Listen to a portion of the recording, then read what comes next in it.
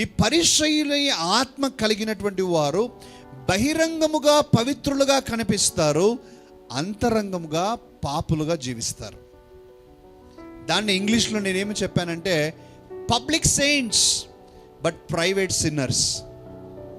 Public saints బహిరంగంగా అందరికీ మాత్రం పరిశుద్ధులుగా కనిపిస్తారు, కానీ అంతరంగంలో పాపం. సున్నం కొట్టిన సమాధులు అంటే అదే కదండి.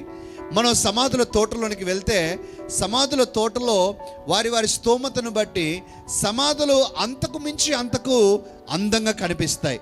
కొంతమంది మామూలు బండలు వేస్తారు, కొంతమంది మంచి గ్రానైట్ స్టోన్ వేస్తారు, కొంతమంది ఇటాలియన్ మార్బుల్ వేస్తారు.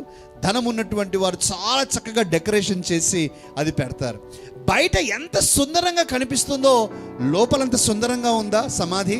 లేదు ప్రియులారా. యేసుక్రీస్తు అదే అంటున్నాడు, లోపలంతా కూడా కుళ్ళు ఉంది, లోపలంతా కూడా ఎండిన ఎముకలు ఉన్నాయి, లోపలంతా కూడా అక్రమం ఉన్నది. ప్రియులారా, మన జీవితంలో మనకు అర్థం కావాల్సిన విషయం, ఈ రోజుల్లో కూడా అనేక మంది పైకి భక్తిపరులుగా కనిపిస్తూ ఉన్నారు.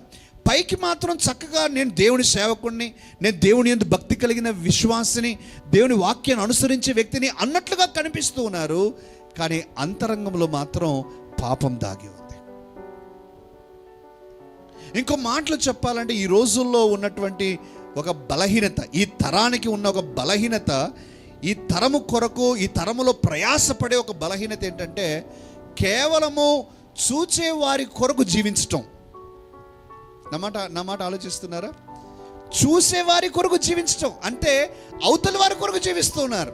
జస్ట్ ఒక ఉదాహరణ చెప్తానండి. నేను కొంతమంది యవనస్తులు సాధారణంగా ఈ ప్రొఫైల్ పిక్చర్స్ పెడతా ఉంటారు కదా, డిపిస్ అంటాం, డిస్ప్లే పిక్చర్ అని ఇట్లా అంటూ ఉంటాం. ఫేస్బుక్లో ఫొటోస్ అప్లోడ్ చేసుకుంటారు, వారి యొక్క వాట్సాప్లో మార్చుకుంటూ ఉంటారు, ఇన్స్టాగ్రామ్లో పోస్ట్ చేసుకుంటూ ఉంటారు. చూస్తే ఒక్కొక్కరిని చూస్తే హీరో మాదిరి ఉంటారు కదండి, హీరో మాదిరి కనిపిస్తారు, హీరోయిన్ మాదిరి కనిపిస్తారు. కానీ కొంతమందిని గమనిస్తే ప్రియులరా దీర్ఘంగా చూస్తే ఏంటి ఇది పరిస్థితి, ఈయన సూట్ ఏంటి, బూట్ ఏంటి అని చూస్తే ఆ పిక్చర్ని గమనిస్తే వారు ఏదో ఒక షోరూమ్ పోయింటారు. ఒక షోరూమ్కి పోయి కొనేవారిలాగా పోతాము, పోయిన తర్వాత ఒక సూట్ వేసుకుంటాం, మంచి సూట్ బూట్ వేసుకొని అంతా వేసుకొని అద్దం ముందు చేసుకొని తీరా ఒక ఫోటో అంటారు. ఫ్రెండ్ వెళ్ళింటాడు కదా, ఒక 2-3 ఫోటోలు దిగుతాం అనమాట. ఒక 2-3 ఫోటోలు దిగిన తర్వాత ఇంకా వచ్చిందే ఫోటో దిగడానికే, అక్కడేం దాపురికం ఏం లేదు. ఆయనకు తెలుసు వచ్చింది ఫోటో దిగడానికే. ఫోటో దిగాడు, చూస్తాడు మంచి యాంగిల్ ఉందా లేదా, మంచి ఫోటో ఉందా లేదా చూస్తాడు. చూసిన షాప్ ఆయనకి ఏం చెప్తాడు, ఇది నాకు నచ్చలేదండి, అంత బాగాలేదు, మళ్ళీ వస్తానండి నేను అని తెలుసు. ఇవన్నీ ముందు ప్లాన్ అనమాట, ఇవన్నీ మంచి ప్లాన్. ఇవన్నీ షాప్ వాళ్ళు ఏమంటే ఏదో ఒక రకంగా కొంటారో ఏదో ఒక రకంగా మభ్యపెట్టి కొనిపిద్దాంలే అనుకొని వాళ్ళు చేస్తారు. ఇది ఒక 5 నిమిషాలుగా డిస్ప్లే పిక్చర్గా మారిపోద్ది. అంటే మీరు ఎవరైనా చేసింటే మరి మిమ్మల్ని చూసి నేను చెప్తున్నా అనుకోవద్దండి దయచేసి, నేను అట్లా చెప్పట్లా, జనరల్గా చెప్తున్నాను. ప్రియులారా, ఈ రోజుల్లో ఎలా జీవిస్తున్నారంటే కనిపించే వారి కొరకు జీవిస్తూ ఉన్నారు. అవతల వారు నా గురించి మంచి మార్కులు వేయాలి, అవతల వారు నా గురించి నేను గొప్ప వ్యక్తిని అనుకోవాలి, అవతల వారు నా గురించి సదాభిప్రాయం కలిగి ఉండాలి. అయ్యా లోపల చూడు, నువ్వు ఎలా ఉన్నావు? బైబిల్లో చాలా స్పష్టంగా చెప్పారు.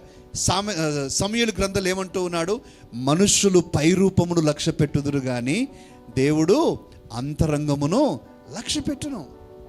కానీ మనము అంతరంగాన్ని వదిలేసి పైరూపము గురించి ఆలోచన చేస్తూ ఉంటాం.